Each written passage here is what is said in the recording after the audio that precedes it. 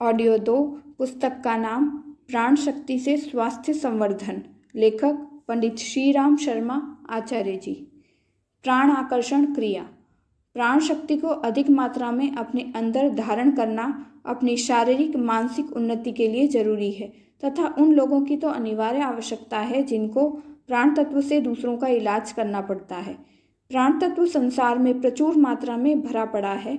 यह न सोचना चाहिए कि यह प्राण कहाँ से आएगा और किस प्रकार किया जा सकेगा। इसका प्राप्त करना कुछ भी कठिन नहीं है, क्योंकि हमारे चारों ओर प्राण का महासागर लहलहा रहा है। हम हर घड़ी इस शक्ति सागर में से काम चलाओ पदार्थ लेते हैं और उसी के बल पर जीवित एवं क्रियाशील रहते हैं। जिस प्रकार नदी में रहने वाली मछली के लिए यह सुगम है कि वह चाहे जितना पानी बिना किसी रोक टोक और कठिनाई के ले, उसी प्रकार हर आदमी के लिए यह आसान है कि वह जितना चाहे उतना प्राण उस महाप्राण में से खींचकर अपने अंदर भर ले।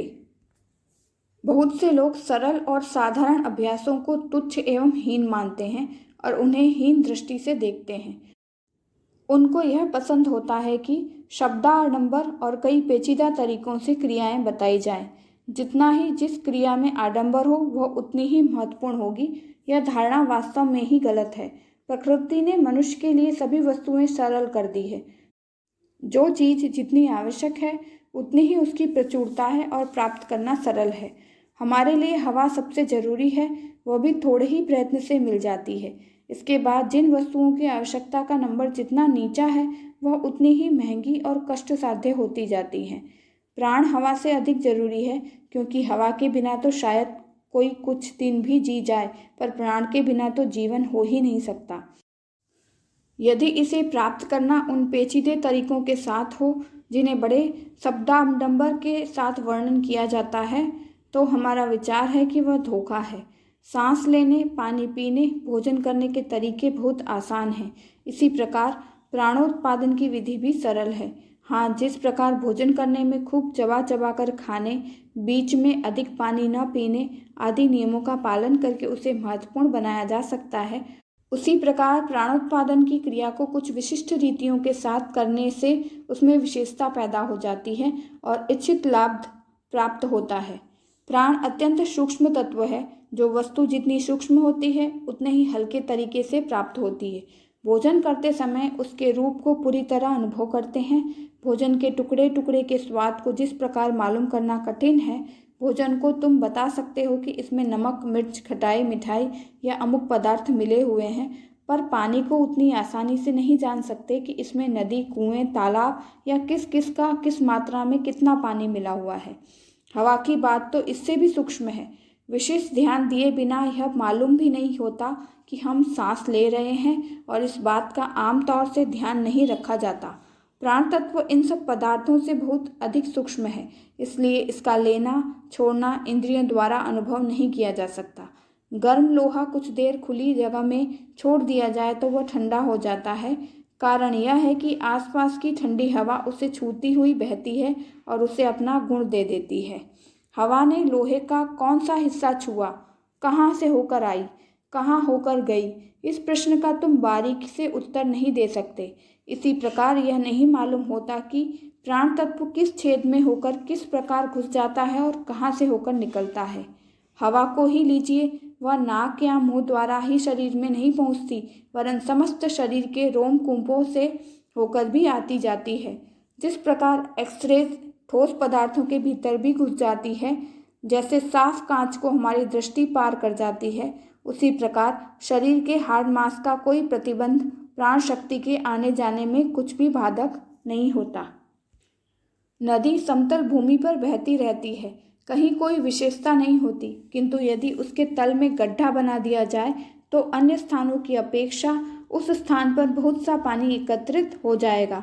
प्राण की गति हर आदमी में एक सी गति सी बहती रहती है, किंतु उथली और गहरी जमीनों में जैसे कम ज़्यादा पानी रहता है, उसी तरह उस शक्ति का सदुपयोग दुरुपयोग करने वालों में वह ज़्यादा कम मात्रा में भी होती है और हो सकती है। दृढ़ इच्छा शक्ति और जोरदार विचार बल के आकर्षण से प्राण अपने अंदर अधिक मात्रा में जमा हो सकता है, और इस जमा की हुई पूंजी को जिस काम में खर्च किया जाएगा उसी में आनंद आएगा। रोगों का निदान। रोगी को पेट के बल नीचे की ओर मुंह करके किसी मुलायम बिछौने पर लिटा दो। छाती के नीचे एक तकिया लगाओ जिससे उसकी ठोड़ी और मुंह जमीन पर न लगे। हाथों को दोनों बगलों के साथ लंबा सटाकर आराम से रख दो। तुम्हें जानना चाहिए कि शरीर की स्नायुविक शक्ति मेरुदंड के साथ संबंधित है। मूल में खराबी आने से उसकी शाखाएं भी गड़बड़ाती हैं। विभिन्न कारणों का असर मेरुदंड पर पड़ता है और उसमें बहुत सी छोटी गांठें पड़ जाती हैं। कहीं कहीं मांसपेशियां सिकुड़ जाने के कारण कुछ कड़ापन सा आ जाता है।